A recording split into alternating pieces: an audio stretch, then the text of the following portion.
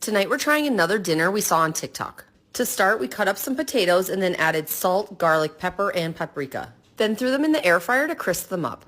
We also fried up some bacon and shredded a bunch of cheese. Please subscribe. Next, we cut up and cooked 2 chicken breasts. I just completely forgot to record it, but then we mixed those in with the potatoes. We then added a bunch of ranch dressing to the top and mixed that all together.